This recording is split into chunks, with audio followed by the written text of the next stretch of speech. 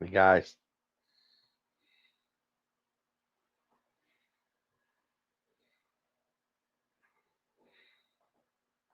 so let's talk about something nobody warns you about when you start leading a tech team. No, it's not burnout, it's not bad hires, it's not even technical debt, it's growth.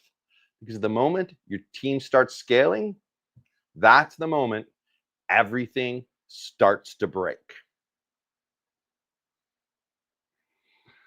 Code gets messier, the handoffs, they're sloppier, and then people they start duplicating work, they're pointing fingers, they're asking the same questions 10 different ways. You're shipping slower with more people than ever before. Does that sound familiar? Well, here's the cruel twist. Everyone will tell you this chaos is normal, that it's just growing pains, and that you'll figure it out. But meanwhile, your best developers are burning out, your team drowning in meetings, and your quality is quietly circling the drain. So today, I'm going to cut through the noise. I'm going to show you why scaling breaks so many tech teams and why smart leaders get trapped in the chaos and what's really causing the drop in velocity, trust, and output as you grow. So if you're growing faster, you're planning to, you're going to need to hear this. So let's get into it. So let's get something straight right away. Scaling is not just about hiring more people, it's also multiplying complexity. Most leaders think we're behind. Let's hire more devs, more designers, more PMs. That'll solve the problem. But here's what actually happens. Every person you add doesn't just bring in more capacity, they add more communication channels, coordination needs, and decision making overhead. In fact, there's a formula for this. The number of communication channels in a team is n times n minus 1 divided by 2.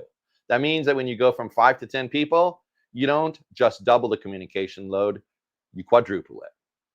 So there's an anecdote how growth became the bottleneck. The startup I consulted with last year learned this the hard way. They had a lean, scrappy team of 6 developers. Velocity was strong. Everyone knew what everyone else was doing. They were shipping MVPs like clockwork. Then they raised $12 million in 6 months. The dev team grew from 6 to 20. Sounds like a win, right? Within weeks, velocity dropped by 40%. PR sat in review for days. 3 different teams started building overlapping features. And worst of all, no one was quite sure who owned what anymore. So I asked one of their senior engineers, what changed? She said, before I was building. Now I spend half my time just trying to figure out who to talk to just to get unblocked. They didn't get slower because they got dumber. They got slower because they added bodies without upgrading the system. So, why does scaling feel like losing control? Now, this is the part that catches most tech leaders off guard. Growth does not expose your strengths, it exposes your weaknesses. That scrappy, everyone knows everything culture, it collapses when you hit more than 10 people. Now, that single Notion doc that had everything, it's unreadable chaos.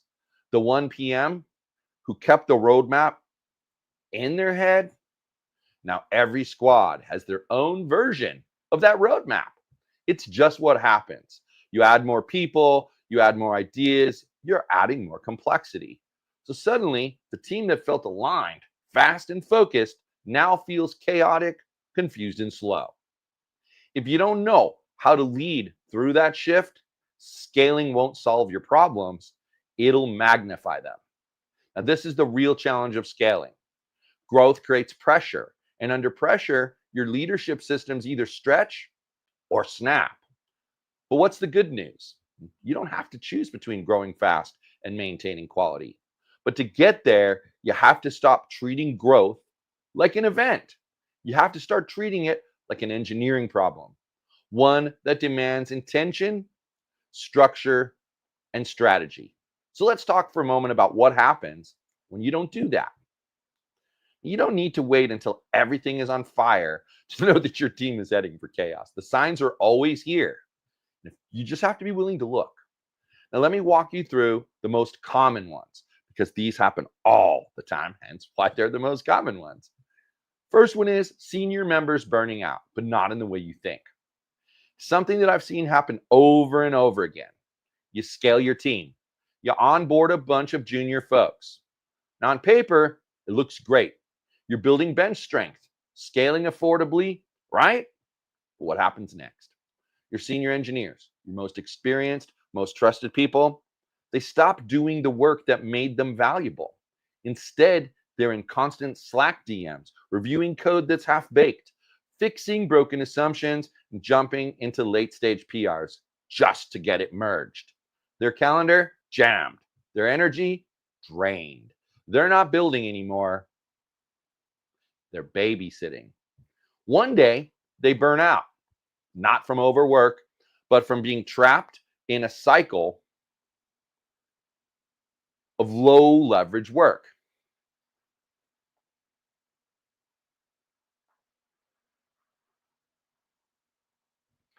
One time I had this client, they said they went from architecting systems to handling Jira full time. That's not leadership, folks. It's attention in slow motion. Now, the second thing is that ownership gets blurry, responsibility gets dropped. Early on in a small team, everyone knows what they own. So when something breaks, there's no confusion. But when you scale without structure, you get this really weird limbo where everyone's kind of responsible for everything, which means no one is truly responsible for anything. Now, I once sat in a sprint planning session with a team of 18 engineers. They doubled in size in just under 90 days. And here's how it went. Hey, who's taking point on the new auth flow? I think that's the platform team. Wait, didn't product say front end was handling that?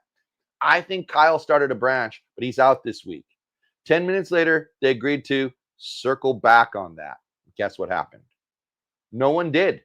The feature sat half done for a month because no one really owned it. That's what scaling without clarity looks like. And man, it spreads like a wildfire. It's just insane. Now, the third idea is that everyone's busy, but nothing's getting done. This is the one that hurts the most.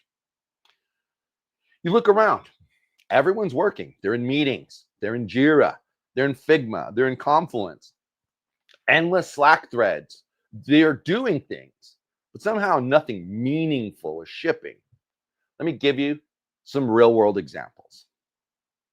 Now, there's one, I call it the feature that died in review. A product team I worked with had 5 developers and a very clear goal: launch a new feature by the end of Q1. They were cranking, except by mid-March, nothing had shipped. Why? Because the feature had been ready for review for 6 weeks. And every time someone started a code review, they got pulled into another meeting or firefight. By the time they came back, context was lost, comments piled up, and no one wanted to be the final approver. Well, that feature, it died in limbo. Everyone worked on it, but it just never launched. The second one is I call the PM who made everyone busy. This is a bad thing.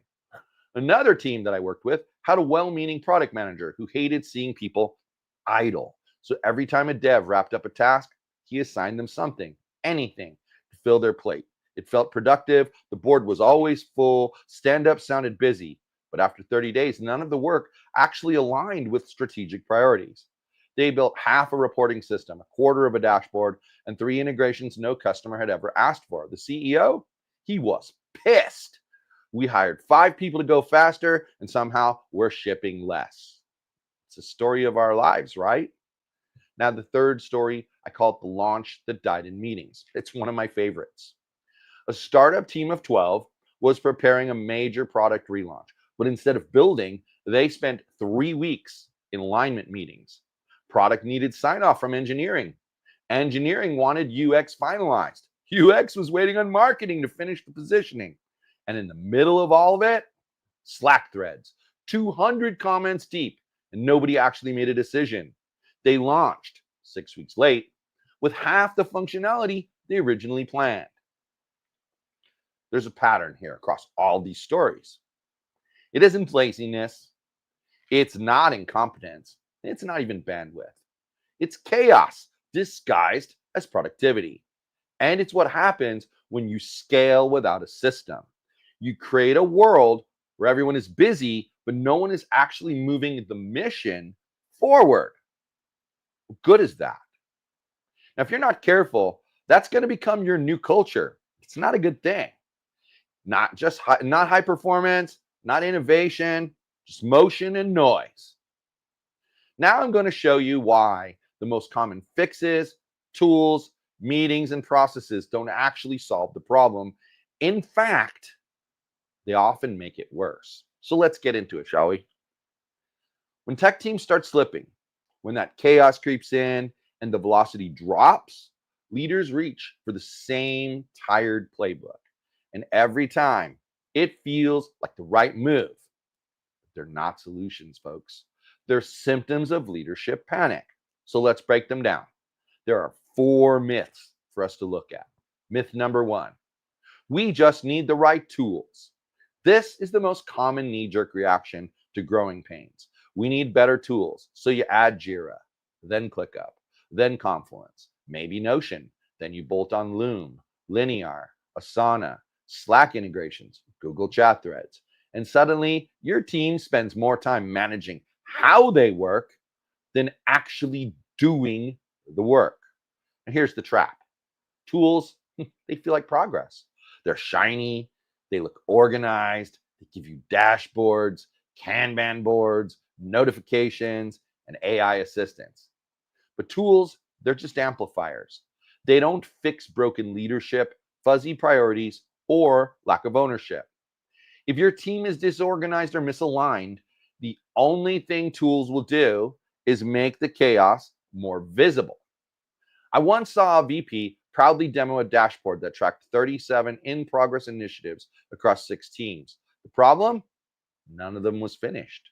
They had perfect visibility into the chaos, but no output.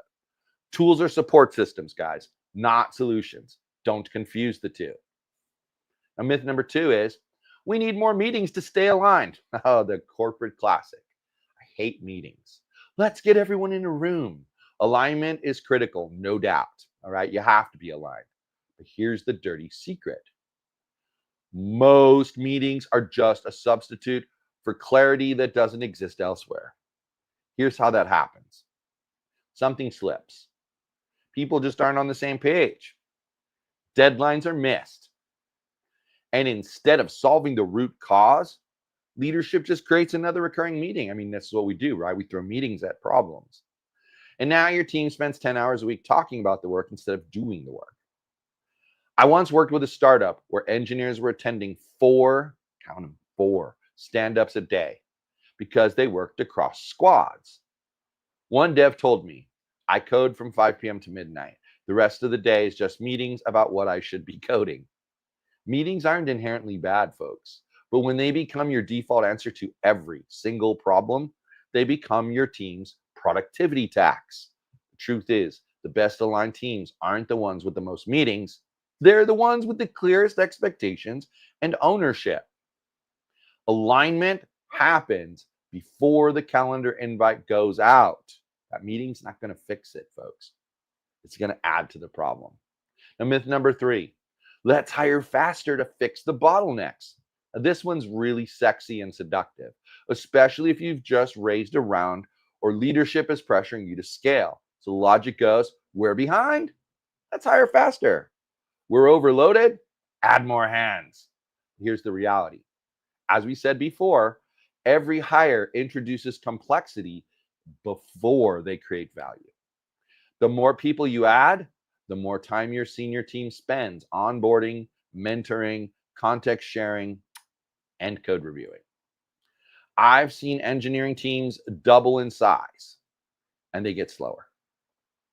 Not because the new hires were bad, but because the team wasn't structurally ready to absorb them. Hiring isn't plug and play. It's like merging onto a highway. If you do it too fast without planning, you don't speed up, you cause a pile up. You don't scale speed by adding people. You scale speed by increasing clarity, autonomy, and systems. People come after those are in place. You got to put those in place, then get the people, not instead of those things. The silent killer, ignore culture because it's soft. Here's the part that most tech leaders overlook entirely: culture. I'm not talking about happy hours or company values painted on a wall. That's stupid. I'm talking about how your team makes decisions when you're not in the room. That's culture. And when you scale without intentionally shaping it, you end up with 6 different versions of how work gets done, communicated, and reviewed. Culture is the operating system of your tech army. And without it, every team invents their own version of how to work, how to lead, and what done even means. At that point, it doesn't matter how great your product is, because internally, you're running 5 different companies at once. Company culture and team culture, they're not luxuries, folks. They're multipliers. Either they accelerate your scaling or they sabotage and destroy it. So the bottom line, if you're scaling and your answer is add more tools, schedule more meetings, or hire faster, or we'll figure out culture later, you're not solving the chaos. You're fueling it. So what comes next, folks? Understanding what does work. And it starts with changing how you lead, not what you buy or who you hire. So let's get into that. So if all those common fixes, tools, meetings, aggressive hiring, and ignoring culture don't work, why do smart leaders still fall into those traps? Why does it feel like the more you scale, the more everything starts to spiral? It isn't because you're doing something wrong. It's because you're doing the right things, but in a system no longer built to support those things. Now, the paradox that's the heart of every challenge is something we should talk about. It's very important. Here's the uncomfortable truth, guys. What made your team successful at 5 people is the exact thing that will hold them back at 25 people. It's a paradox because in the early days, speed and scrappiness work. You make fast decisions, you keep it informal, you ship faster and fix later, and it works until it doesn't. Then you scale. And suddenly, those same strengths become your biggest liabilities. Let's talk about it, shall we? Number 1, the communication load explodes. As I mentioned earlier, the number of communication channels in a team is calculated as N multiplied by N minus 1 divided by 2. 5 people equals 10 communication paths. 10 people equals 45. 15 people equals 105. That's 10x the communication complexity in a 3x headcount increase. It's not just Slack messages, though. It's decisions, reviews, meetings, emotional labor, and cross-team dependencies. That's why your team feels like they're communicating more, but aligning less. And number 2 is decision-making slows to a crawl. When you're small, you make decisions in real time. Let's just ship it and fix it later. But as you scale, decisions affect more people, more systems, and more customers. So what happens? Leaders start to centralize decisions for control. That creates bottlenecks, approval chains, and decision debt. Once your agile team is stuck waiting for a green light from a manager who's triple booked, you're stuck. Velocity tanks, not because your team is slow, but because the system is slow. And number 3 is leadership bandwidth gets maxed out. In small teams, a founder or CTO can be in every stand-up, review every PR, and jump in to help anyone, anytime. But when you hit scale, suddenly you're managing people who manage people. You're not close to the work anymore. You can't be everywhere. And if you haven't intentionally built a system that delegates ownership, decision-making, and accountability, everything ends up back on your desk. That's when leaders burn out. That's when your senior people become blockers instead of accelerators. And that's when your tech army loses momentum. God forbid. Now, number 4, processes get layered, not rebuilt. Here's what most teams do when things get chaotic. They bolt on new processes to fix old problems. More checklists, more meetings, more tools, more approvals. But what they never do is rebuild the system to match the new scale. So now you're running a high tech, high growth org on a foundation that was meant for a 5-person stand up. That's like running Kubernetes on a Raspberry Pi. It'll work for 10 minutes. Number 5 is culture gets diluted. Maybe most importantly, culture doesn't scale by accident. In small teams, culture is a vibe, a shared understanding, an unspoken code. Once your team grows and new people start coming in fast, those unspoken rules get lost. People interpret priorities differently. One team over documents everything and another wings it. One lead over communicates and another goes silent for a week. Now your org doesn't feel like a single team, it feels like 5. Culture becomes fragmented, and fragmented culture is the first stage of long-term dysfunction. This is the scaling paradox. You do what worked before, the same instincts that got you here. Use those same instincts. But the system around you, it changed. And unless your leadership evolves with it, you'll scale your problems faster than you'll scale your success. Now I want to show you a better way to scale. And it's not a hack. It's not a tool. It's just a completely different lens on what leadership actually means when your tech army is growing quickly. Let's talk about what actually works and how you can lead through scale without losing control. So now you know chaos you're experiencing when you scale, it's not a fluke, it's not a phase. It's what happens when your leadership operating system doesn't scale with your tech army. But here's the good news. There's a better way to lead growing teams, and it's not about working harder, adding more structure, or becoming a productivity cop. It's about changing how you lead altogether. You can't scale a team like a machine.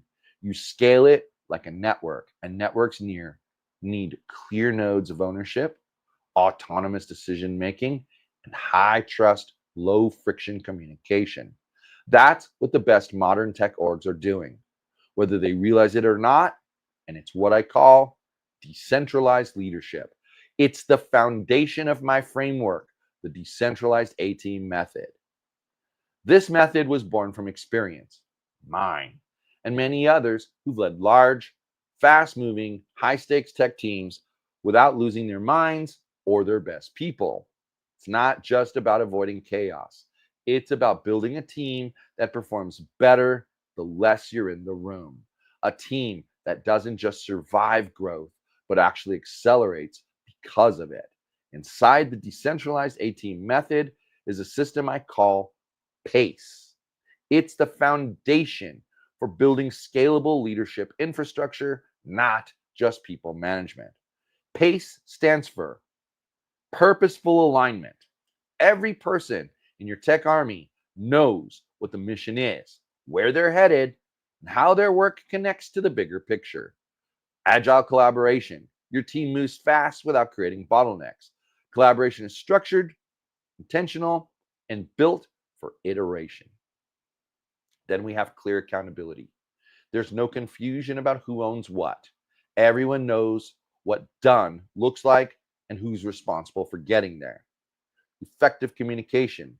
Meetings are strategic. Updates are asynchronous.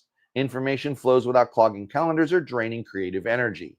Together, these 4 pillars create a leadership engine that scales with your team without chaos.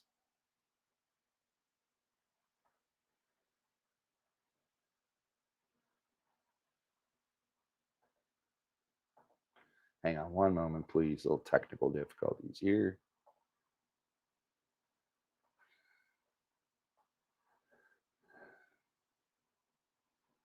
But here's the thing. Pace isn't something you slap on top of a broken system. It's something you build into the DNA of your leadership.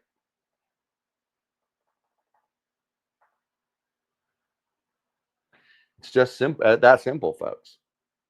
Now, if any of this is resonating with you, if your team is growing fast and you feel the pressure of scaling without structure, then you're going to want in on this.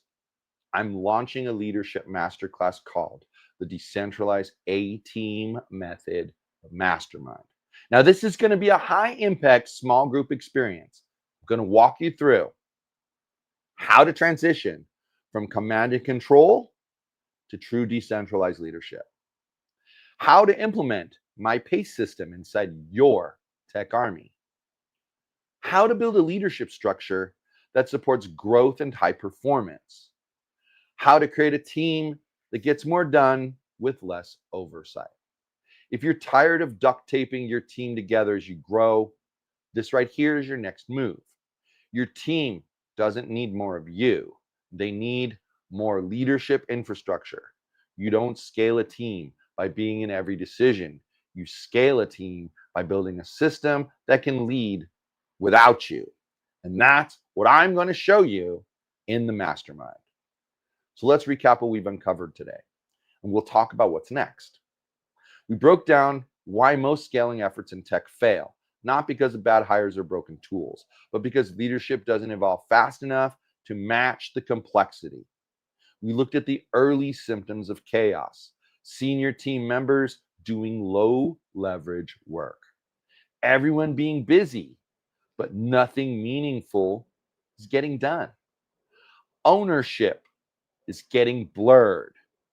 Culture is fading off into the distance, into confusion. We also spent some time shattering these myths.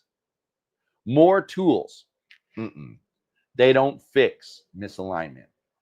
More meetings, they don't create clarity. Hiring faster doesn't accelerate success. Ignoring culture, it doesn't save you time. It just guarantees dysfunction. And then we explored the scaling paradox. The same leadership instincts that got you here, speed, involvement, and control, are the very things that break your team as you grow.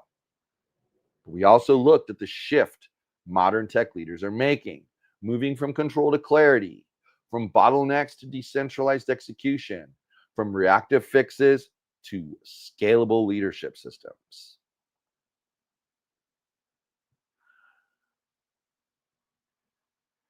That shift, it's at the heart of my framework, the Decentralized A-Team Method, which is powered by the PACE system that allows your tech army to scale with purpose, speed, and autonomy. So I ask you, for all of this, are you ready to go deeper? Has today resonated with you? Are you ready to lead your team through scale without losing momentum, quality, or your sanity? Well, here's your next step. Get your free leadership playbook now. Go to register.toptiercoachingservices.com. While you're there, you can sign up for early access to my upcoming leadership masterclass, the Decentralized A-Team Method.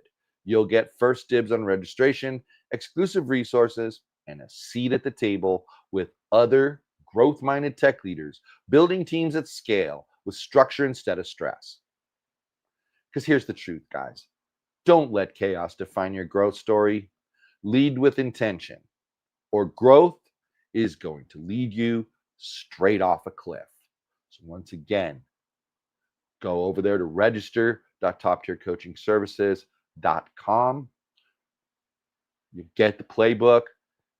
By registering for the playbook, you're going to get first dibs, the Leadership Masterclass. Now, if you want to find out a little bit more, we can discuss that together on a call. Just send me a DM and say Masterclass. That's it. That's all you got to say. Masterclass. I'll take it from there. So I hope you found this helpful. I'll be back again in 2 weeks with more to teach you about how to scale and grow your tech army.